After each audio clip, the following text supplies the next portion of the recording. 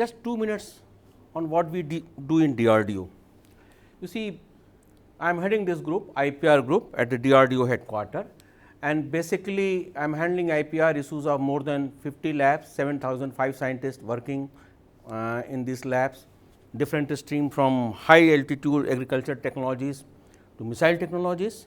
We have agriculture labs in Leh, in Pithoragarh and in Tejpur, and of course, we work in all kind of technologies.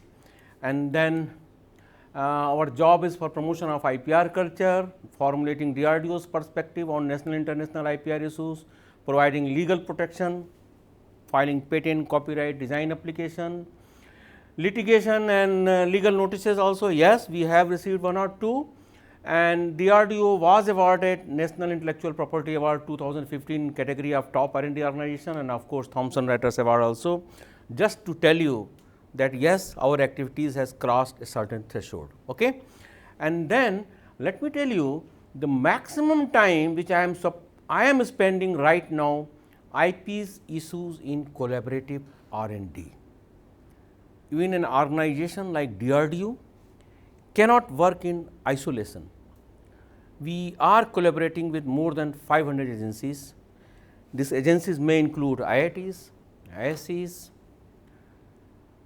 some foreign universities also, L&T, Tata Power and number of agencies. Companies could be from Israel, Germany, USA. And then when we collaborate with them, of course, there will be financial issues, there will be manpower issues, who is doing what, but let me tell you, nowadays everything boils down who will own the IP when some collaboration is carried out.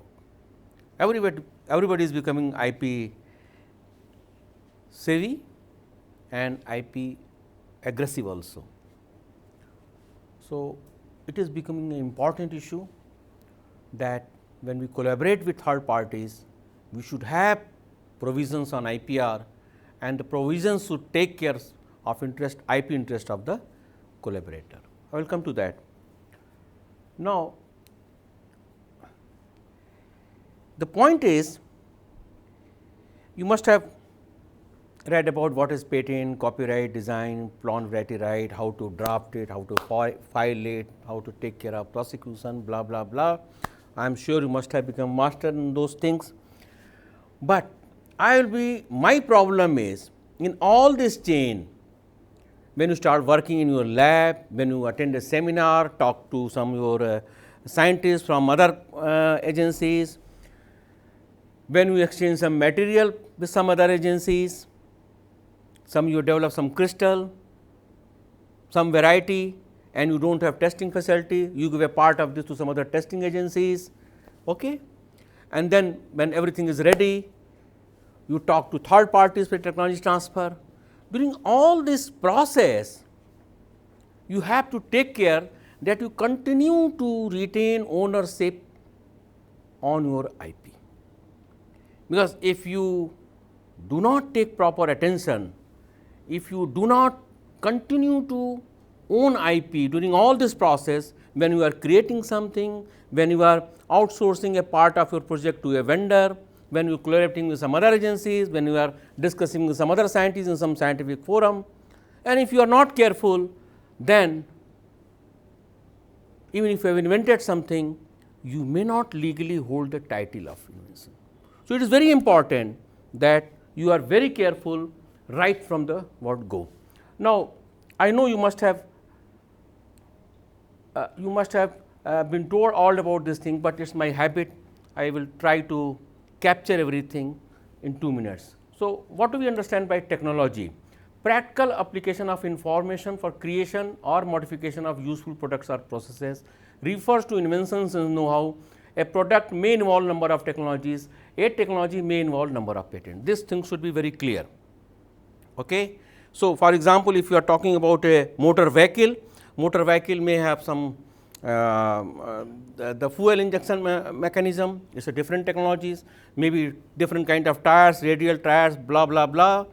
this is a different kind of technology. So, in a product there may be different kind of technologies, and different kind of technologies could be protected by variety of IP instruments. It could be patent, design, copyrights. So, one patent does not mean one technology does not mean one product. This should be very clear. So, a mobile may involve a number of technologies, and each of these technologies may involve a number of patents. So, that thing should be absolutely clear. Now, what is intellectual property? Intellectual property, I am just trying to recapture the things which you have been listening to in the last 2 weeks, 3 weeks. Intellectual property refers creations of human mind. Legal system of intellectual property rights convert these creative outputs into tradable property. Am I right? If you do not take a protection of your invention through patents, then you do not own it. So, the moment you file a patent application, you own it, it becomes a tradable item. Tradable item means you can derive some value, you can license this to third parties and you can earn some money. So, it becomes a tradable item. And now, the last thing, the technology transfer assumes ownership of technology. Of course, you can transfer technology even without owning it, but in the context of IP, when I talk about technology transfer, it means I assume that I am owning the technology, otherwise nobody will pay any value to it. So, technology is one thing, IP is one thing. So, if you have IP or the technology, then you can realize some value for the technology when you talk about the technology transfer. So, that thing should be clear. Now, journey from innovation to market, role of contract. Now, imagine a scenario. Why I am talking about ownership? Why ownership is important? What are the different scenarios? Let me tell you the kind of scenario in which a lab in DRDO works. It could be true for a lab from IRI also. It can be true for organization from which you are coming. Okay. Suppose a lab, say IRD DRDO is developing a night vision sight, thermal sight. You see, even in absence of any ambient light, by virtue of the fact that any body radiates some heat, the thermal imager can capture the light, okay, inherent reflection from the body. It could be tank, it could be human body, whatever it is, and thermal imager works on that. Two things are there, one is the optics part, one is the detector part. Okay. And now, suppose our lab starts working on this particular thing, a thermal imager to detect a tank or I am just giving you a practical scenario in which things are worked out in a lab. Okay. Now, if a part of optical system, suppose it is the expertise of my lab, the lab is working for the optics of the system, the lens, etc. Okay, no problem, scientists are employed in the lab, they are being paid salary by the DRDO. So, whatever they are creating in-house, who will own the IP? Yes, DRDO, by virtue of the fact that they are being paid a salary and it is phenomena worldwide. Okay. So, DRDO will continue to own the IP or the optical system of a thermal imager which is being developed by IRD scientists, not a problem. Now, in an optical sight, there could be a very small item like a graticule, crosswire, you know, crosswire, it is a small item, maybe worth 1000, 2000 rupees. Now, we do not want to invest our scientist intellectual power in doing this, developing this graticule. This may be a small item, we know the specification, we know the material, we know the width, etc. of the crosswire. Then what we will do? We will select a vendor, third party, a small vendor, and we will give design specifications, what should be the size of the graticule, etc. to a vendor. Vendor will develop this graticule and deliver for the optical unit. Now, can you imagine a problem here? What problem? Vendor is developing an item for optical system. Now, if I am not very careful, if vendors file a application, if vendor owns the IP or the graticule, then it becomes a problem. what I am trying to highlight, that owning the entire chain is very important. I cannot neglect even a small item which I am getting from a third party. I should be very careful. How do I tackle that? I will come to that. So, there is a problem. Problem is there is a small item which I am getting developed. This is being developed by a vendor, a third party. Now, we should do something when I am giving a contract to a vendor for developing this part. I should take precaution. What kind of precaution? I will come to that. Now, there is another part, the thermal imager, sorry, the detector. Now, detector is a complex technology. Even now, it is a very complex technology. Very few companies in the world have that expertise. Now, suppose we do not have that expertise of detector which can detect the thermal radiation coming from a tank or any object and detect it. So, what I will do? I will approach a party. It could be X, Y, Z, it could be German, it could be Israel. That is not the point of discussion. The point is, I will enter into a development, co-development agreement, collaborative R&D agreement. Okay? What I will do? I will say, we have the experience, we have the expertise, we have the background knowledge, we have the background IP in optics part, and your company has got the expertise, the IP, the background knowledge in the detector parts. Why do not we join hands together and we develop this item, that is thermal imager, in which optics is being developed by DRDO and the detector is developed by yourself. Fine, no issue. We will assign some kind of money, we will assign our manpower, but there is a huge problem. If ultimately it is developed, during the collaboration some IP will be generated, who will own the IP? Who will own the IP? Finance is another problem, manpower is another problem, but who will own the IP? That is of critical importance.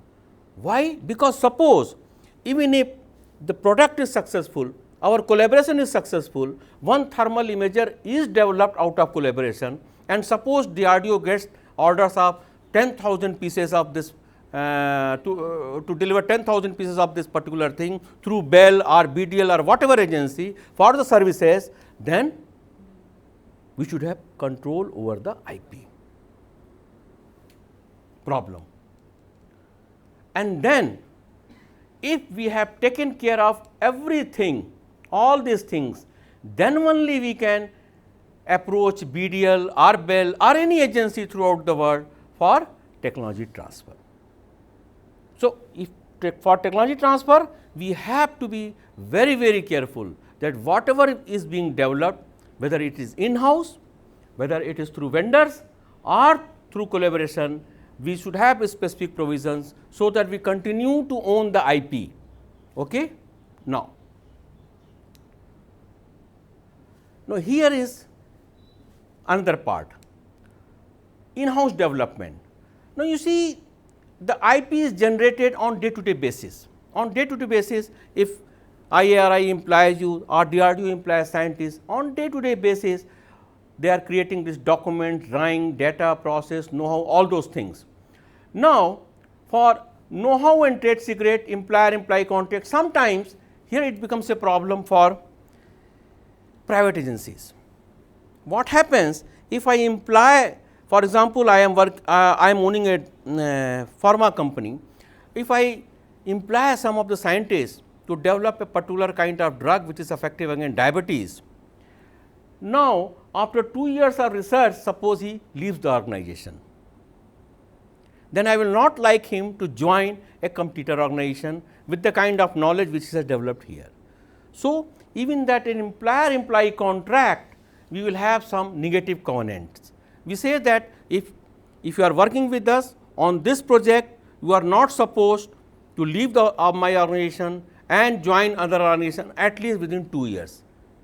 So, that kind of provisions are also important. Of course, for government organization, we have official secret, etc., we may not require those provisions, but one point I was trying to highlight, that this is also very important when you employ scientists. This problem become very acute when I am working on some technology on which competitors are also working, and when the scientists can leave the organization. So, this is also very, very important.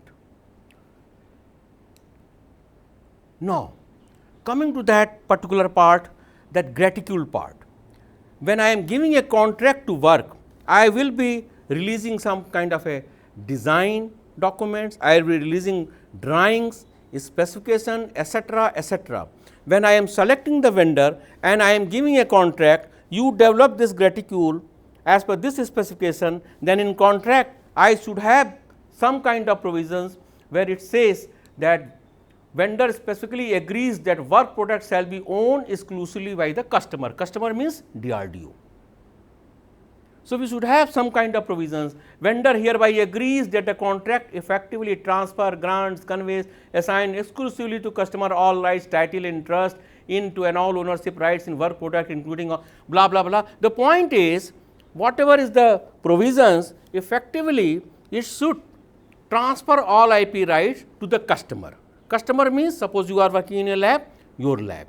So, when you are giving even a small contract of a big project to a vendor, this contract agreement, contract under which the work is given, this should have provisions. And then you can also add that after completion of the work, all the design, drawing, etc., should be returned back to the customer. Okay? Now, this is exactly in our CARS scheme. DRDO 50 labs, they have a contract for acquisition of research services mechanism. Here, up to 10 lakhs, a lab director can give contract to any third party, it could be academic organization also, for delivering that kind of item or gratitude, something like that. And here we have this IP provisions in the contract agreement, which says that the ownership of intellectual property, whether or not legally protected, generated by contract research performed under this contract shall vest in DRDO. See, this is very important. And then, however, the RSP research service provider shall receive upon demand by it a royalty free license from DRDO to use these intellectual properties for its own purposes, which purposes especially exclude sale or licensing to third parties. The point is, I am saying that you deliver it and then forget it. You cannot use it even for your own purposes. So, we are protecting our IP interest even when I am giving a small work to a vendor. These things are becoming very, very important. Let me tell you why. Because the vendors are also becoming very IP savvy. These vendors are also attending IP awareness program. They are also attending lecture session like you. And when they are collaborating, we have come to some practical situation where our vendors have filed patent applications. Our lab has forwarded a patent application, and when we started searching the item, then we come across a situation that somebody has already filed a patent application. When we contacted our lab, that how come this particular company has filed a patent application, then oh, how can it happen? Why? Because they are our collaborators, they are vendors. How can they file? Because they were smart enough to do that. So, it is very important, the moment you start collaborating with third parties, be careful about your IP right. Be first to file the patent application, otherwise you can land up in big problems. So, that was the hypothesis. Madam, you see, I understand your question. You see, the situation has not come yet where we are earning money and the inventors are from the other third party, because it will create complication. In fact, I am able to highlight this anomaly only to our higher people. You see the anomalous situation. If some other organization works for us, they will earn the royalty and my own scientists will not earn any royalty. That is a ridiculous situation, because two inventors could be from DRDO, two inventors from some other lab, and now they will be earning the money and we are unable to pay the money. No, but only they will be earning the money in case their institution does. Yes. They will not getting any penny if you does. So far this situation has not come to our knowledge where we are earning money and inventor is from outside so far, but it will come, but I do not think we will be able to pay any money to them. Maybe I will be able to pay to the organization. Try to understand. Organization. Yes. That's what I am asking. So, I do not bother organization whether it gives 100% to inventors or not, that is their problem. Yeah, up to them. Yeah, because they have, suppose the inventor is from ICR or inventor is from CSR. Correct, correct. So their system is in place. In place. So whatever you will be giving, so they will be. Yes, they have complete freedom. But my question was this only: whether you will be ready to share that chunk, some of that. Because we don't have mechanism, madam. At this, you will not be able to share with the organizations even. No, with the organization, yes, not with the inventors. If it is joint right, definitely we will share with the organization. With the, Yes, yes, that's what. what will be the percentage in that case? It could be 50-50, mostly it is 50-50. Mostly CSIR example, we are earning money and 50-50. In fact, CSIR is handling technology transfer. Technology transfer is being handled. By That CSI. is always better in joint IP if you give the right. No, madam, it depends because we have a very good mechanism. Depends. It depends. The other organization may not have that mechanism. Exactly, depends. But in the contract, I will ensure that I have full freedom. I will come to that. In the contract, I will ensure full freedom that I should have unfettered right. Good.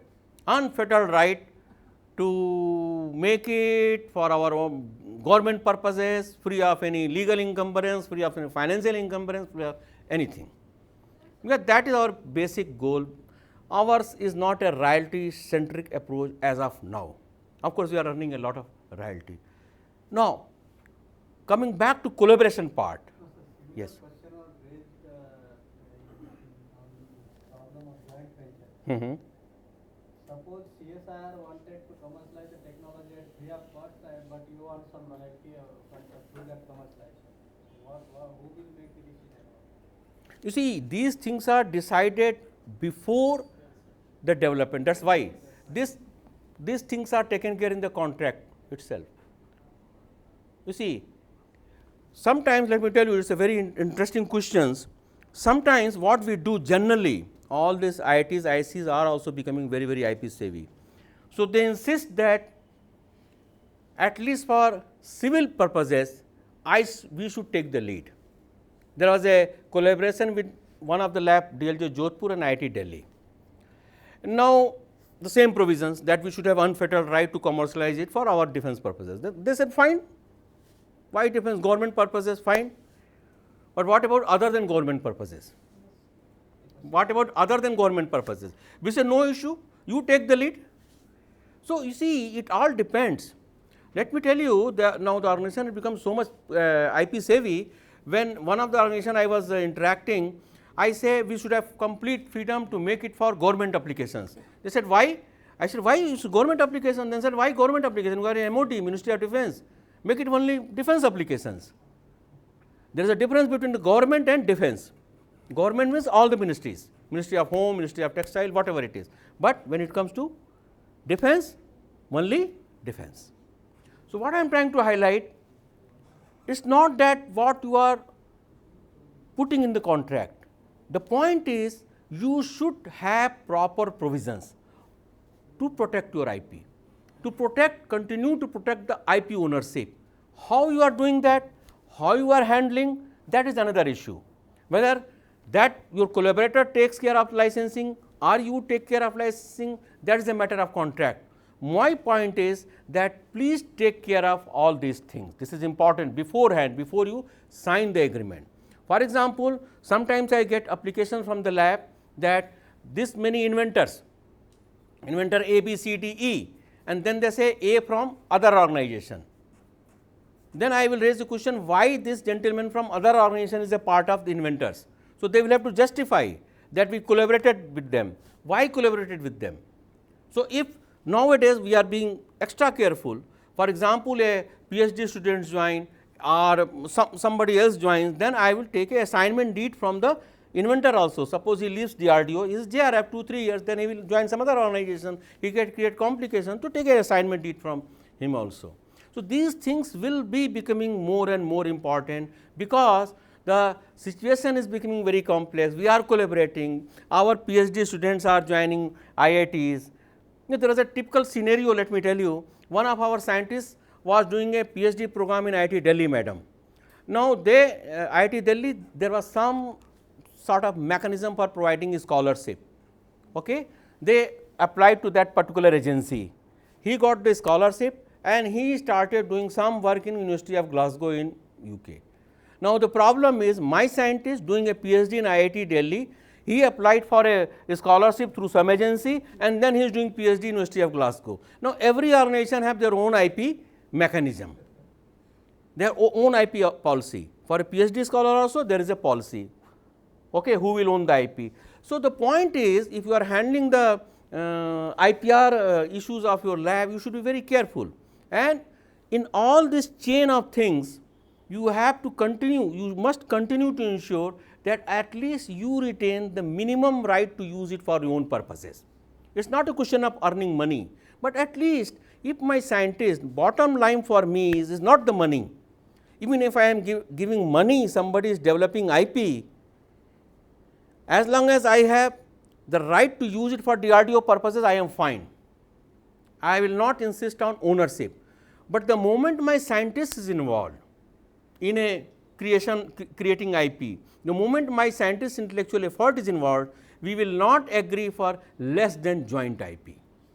So, some kind of benchmarking has to be done, that if my intellectual effort is there, my scientist intellectual effort is done, then it has to be joint ownership. But the scenario becomes entirely different when he is doing a PhD in a IIT Delhi, then the scenario is entirely different.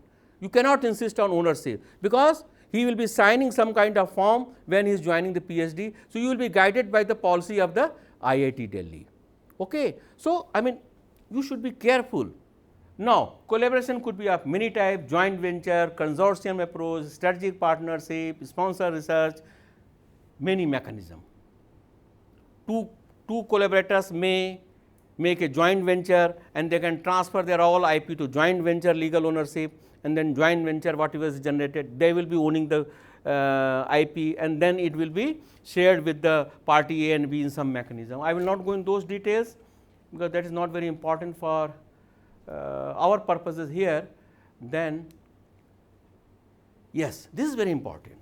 Try to understand, IP issues cannot be treated in grand isolation. Many a times a big contract worth maybe crores of rupees, and the lab will forward me, there are 50 provisions, only one provision IPR, and they will say, please vet it and forward your opinion. Can I do that? No, I cannot do that. I must know the context. The context is, first of all, who is giving the money, what is the purpose of the contract, how we are going to end use it, whether my scientists are involved or not, how badly I need the technology, or how badly the collaborator needs the money, because all these things will decide your IP provision. Let me tell you, I have sat with many collaborators from abroad also. They will start from one extreme position, and during the deliberation over a period of time there could be meetings, and finally some meeting point will be found out. Why? Because everybody will be testing to what extent they can squeeze from the collaborator. But let me tell you, in a collaboration it should always be win-win situation, but sometimes they will be testing your faculties also. There are many times when I have received this IP provisions which are totally, I mean, nobody will agree to those provisions, outrageous provisions. Sometimes I have given as a counter strategy totally outrageous provisions from his perspective. Now, the message is sent, they know that yes, these people know their job. So, a meeting point is found out. So, it can all happen when we are collaborating with a number of parties, but let me tell you, in all collaborations IP is becoming a very, very important point. All the companies, they are becoming, IP is becoming a very important point. So, aligned with the mission of the collaborator also. For example, if I am collaborating with the university, I cannot say that university cannot use it for their R&D purposes. No, I must understand that university is for R&D. Nature of funding, who is giving money, involvement of employees, as I told you, if my employees involved, minimum joint right, job responsibility, that also decide. Sometimes the company say no, if we are collaborating with on detector, if my scientist is working on the optics part, you continue to own all improvement on the optics part, but detector is my core competence. Even if it's some improvement is there, I will continue to own that IP on the detector part. I don't want to part anything. So, it can happen, it will be decided during this thing. Overall context, what is overall context? Is the collaborator IP savvy? This is also very important. If he is not very IP savvy, then of course, you can get away with your point of view, but if he is IP savvy, then be careful. Most of the time they are IP savvy. These are the points which must be tackled in a collaboration, which are very, very relevant to IP part. Very quickly I will read out these things. Definition part. You see, most of the time I keep my IP provisions template separate to the agreement, or even if it is a part of the agreement, the contract, the collaborative agreement, then it will be some separate. I will coin my own definitions. I will come to that. Publication policy. You know very well, if during the collaboration something is IP is generated, and if your collaborator publish it without your intimation, without taking your consent, then what will happen? What will happen? Can you file a patent application? No. Your IP is lost. So, it is very important that there is a provisions that during a collaboration, if something is generated, some result is generated, both the parties will consult each other before going for publication. Okay? This is very important. Now, ownership of IP. Who will own the IP? Joint, blah, blah, blah. Okay? Responsibility for filing, subsequent prosecution, maintenance of IP application. Yes, this is very important. Both the parties are there. Who will file IP application? Who will prosecute it? Share of expenditure. All those things should be a part of your IP template. Licensing, as madam was pointing out, this is very important. Who will license it?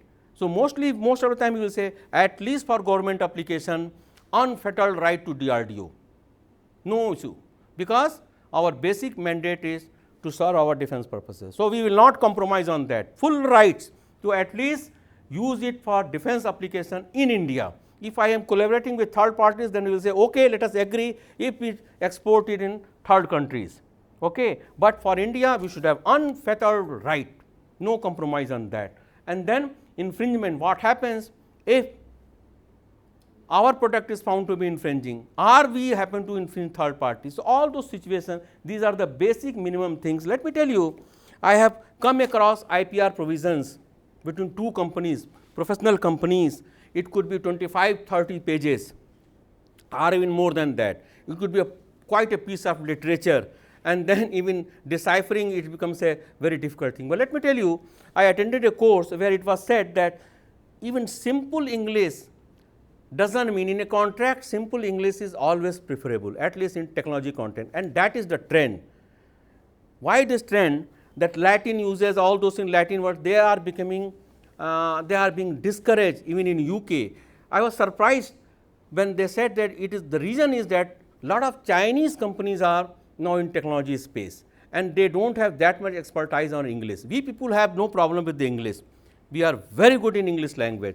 We are very good in writing, even the legalese we say legal language, but Chinese it becomes a difficult. So, they are preferring simpler English. So, now there is a trend even in the big attorney firms that yes, even the agreement, even the simple English is preferable. The thing is, things should be transparent to both the parties. There should not be ambiguity when it comes to interpretation. Okay. So, now I will say, I will define for the purposes of this part of the agreement means IP template. Okay. I will say that parties, I will define again what is the research collaboration, maybe that thermal imager. Okay. Information, I will come to that. I will define what is background information, what is foreground information. Background means the knowledge, the information, the IP which has been created by both the parties prior to the agreement. What is foreground? Foreground means something which has been generated during the collaboration. It is very simple. Background which has been created prior to the contract, foreground which has been generated during the agreement. You have to define all these things, and you will come to that why definition is such an important thing. Let me tell you, this definition part is very, very important, and once when I collaborate with third parties, you see the templates, every party has its own kind of template. They developed because of their in-house expertise, and the devil's in the details, the definition part, how they are using the definition. Many types of contract, what will happen after a prolonged meeting, 1 or 2 meeting, you agree that yes, this is the provisions, agreed. Now what will they will do? In the definition part, they will tinker something, and the entire meaning is different, and that is the trick with the play. So when it comes to the IPR provisions, you should be very, very careful. You should put a big magnifying glass and start with the definitions. They should not tinker, because there will be n number of versions. Sometimes you are not working on that only contract, no, there are n number of responsibilities you are handling. So after 1 month, that version will come and you are lost. So you have to maintain your previous document also. You must check up that there is no change in the definition part. I will come to that. So you have to define everything. Once you have defined, then you come to the how you are dealing with the entire terms, which was the part of the previous slide. Information. Let me tell you, when you are collaborate, just read it. Can you read it loudly? Did I leave anything? Yes, I have left many things. I was surprised. I was thinking this is the ultimate. No. When there was a collaboration between one of our lab, GETEC, and a French company, it was about some integrated circuits. There the mask work is very important, because all these semiconductor things are duplicated from the mask work. So mask write is different. So I had to add some more things. It is not here. Some mask work, writes in mask work, it's mostly copyright, etc.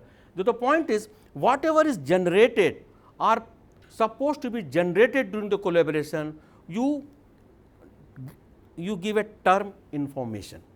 So you have defined, and what you are going to do with this information means what you are going to do with all these things, technical writing, sound recording, know-how, blah, blah, blah, which is generated during the collaboration. So it is a neat way of defining every rights of the parties. You define the terms, and here for my template, this definition will be there. Okay? Now the next part. Parties can use all background information, background intellectual property rights for research purposes.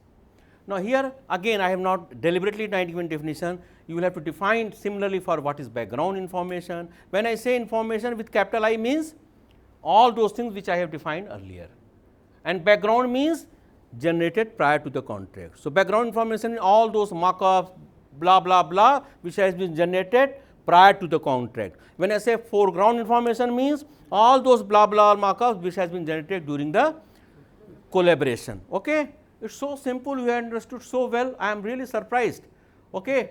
Now ownership on foreground information, foreground intellectual property right developed solely by employees of one of the parties. I will not go into detail. Sometimes parties insist, no.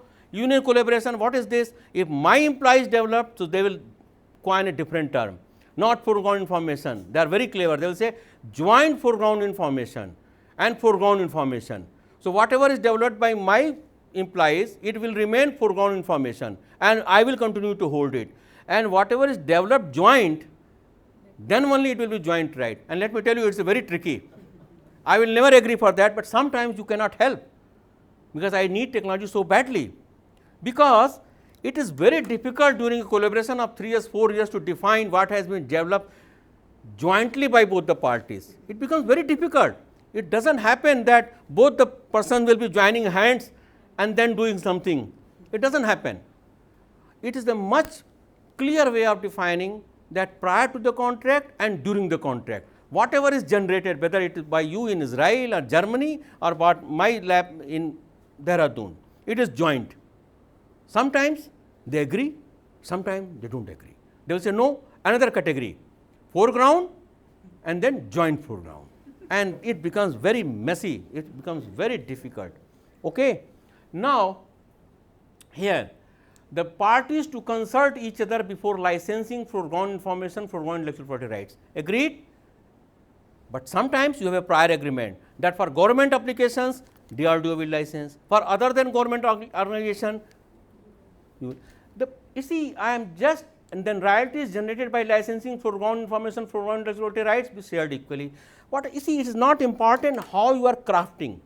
The important thing is that you must cater to these particular things, otherwise it becomes a bone of contention. You must be very clear what you want, and let me tell you, it is the most difficult part. When I ask my scientists, please pen down what you want from this collaboration, it is very difficult. Trust me, it is the most difficult part of scientists to tell me beforehand what they expect from the collaboration, what is. That point of time, they just want the product. Yes, madam, this is, you have hit the nail on the head. You see, always, ये क्या है यार, ये क्यों बैठा हुआ है, ये टाइम वेस्ट कर रहा है. हाँ, thankless job. Because ये तो, he is a roadblock. This fellow should be checked out from the DRDO because he is a roadblock.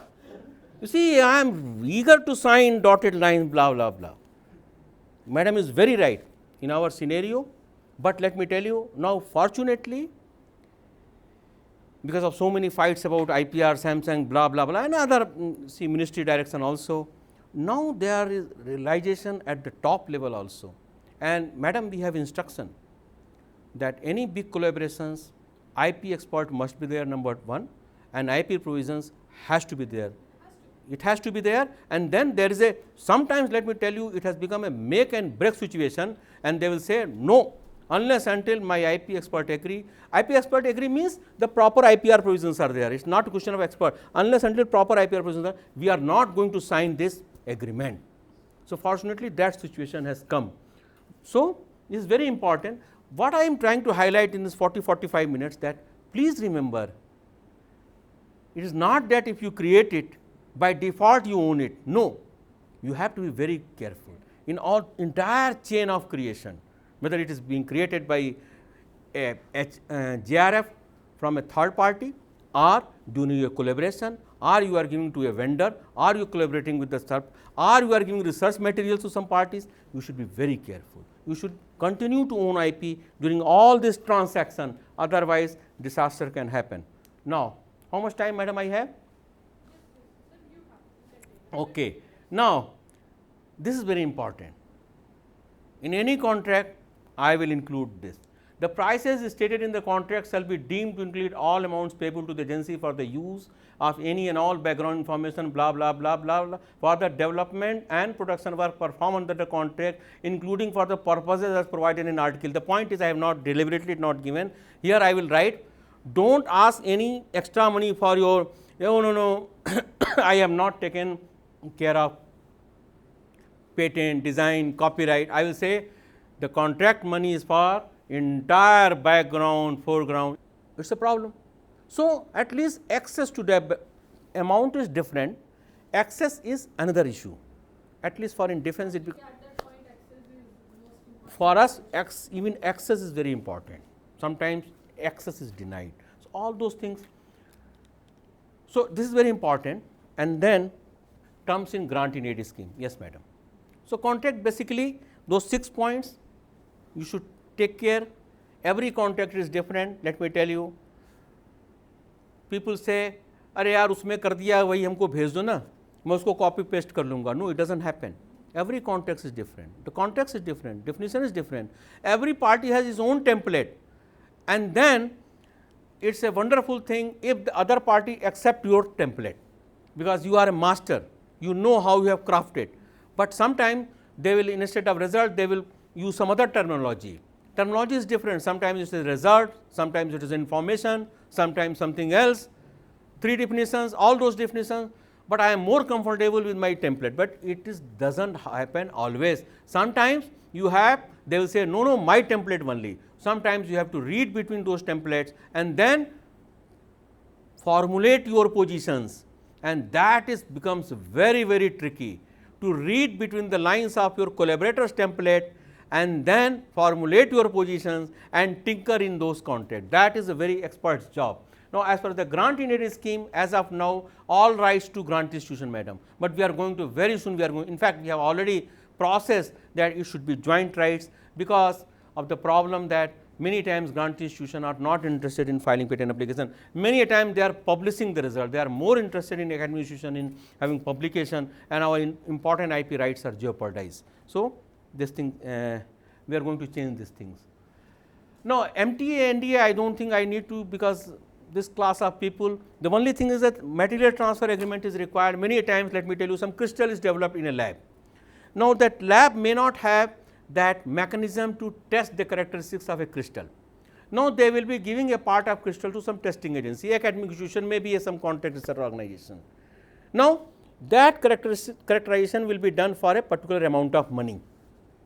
Now, what will happen? It can happen that I am giving a crystal material to a testing agency, so that they can test it and give the result to us on payment purposes.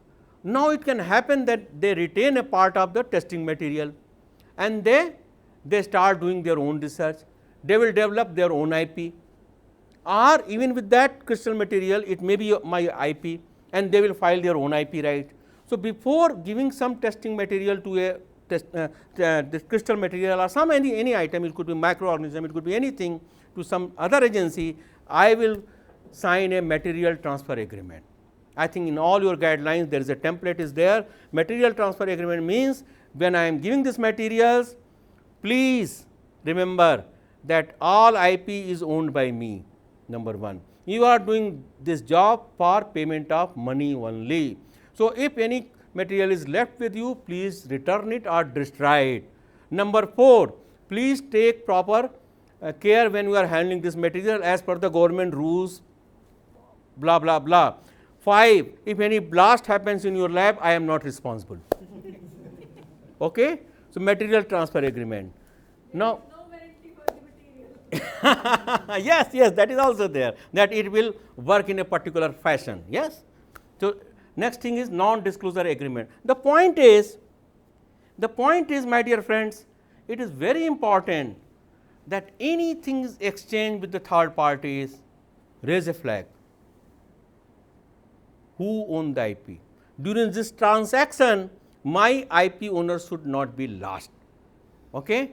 I should continue to hold IP over the during this transaction, whether it is a third party or JRF is implied or I am doing with PhD. So, material transfer agreement, I think this is good enough for you. I will not go in detail. Similarly, non-disclosure agreement also, when you have developed some item, you are discussing with some potential licensee will come, oh, they will take all the drawings etc., and after 6 months they will say no, this is not worthwhile, it is a wonderful invention, but it is not there is no market, let us forget it, and after 2 months you will see the product by that party in the market. So, you sign an NDA, non-disclosure agreement, that whatever is being discussed, no right is transferred, right is continued to hold to be held by me. So, non-disclosure agreement. I think the template is in their guidelines of ICAR. So, I will not go in detail. The point is, if you are discussing with third parties, this NDA is signed. Many times the moment we start discussing with a collaborator, foreign collaborator, the first thing they will do, they will send a template of non-disclosure agreement and they will say please sign it. Once you sign it, then we meet on a particular day. So, that is a standard thing. Why? Because they do not want to lose ownership on their IP, because during the interaction, before actually a contract is signed, you are supposed you will be talking too much about the item, because then only you can appreciate. No? Unless until I tell details of my developed product to a potential licensees, how will he evaluate the worthiness of my item? So, you will have to disclose certain drawings etc., data blah blah blah, but then you sign an NDA agreement that you continue to hold ownership for that particular developed product and item. And then I will license agreement, somebody will cover all these things, I will not go detail. This slide is very important, let me tell you the last slide. If you are an in-house IPR expert, if you are working like myself, that there is a single window, madam. In a big organization, what left hand is doing, right hand does not know. Collaboration with third party is being handled by a person X, IP is being handled by person Y, technology transfer is being handled by Z, and these people do not talk to each other. Even if they talk to each other, they talk about the weather or quality of tea, not about these items. So, there should be a single mechanism. Let me tell you, I will give you a very practical example. We send a letter to all the labs that henceforth all the publications which are released from the labs, they should be forwarded to IPR group, so that we can go through this. If there is a patentable item, we will file patent application. You will be surprised, immediately we were able to capture 10 to 15 patents, because that fellow will, whoever the committee is screening, they will not screening from the point of IP. They are screening from the point of view that it should be a particular format, etc., and then it should not be disclosing confidential information. That is all. But IP perspective, they do not know. So, we say no, our IPR resource person should be a part of that committee. There was immediate result. Now, we are slowly and slowly we are involving IPR resource person for all the collaborations, all the NDAs, MTAs, technology transfer, so that a person knows what is happening on the ground. This is very, very important. With that, I think I come to the end of my presentation.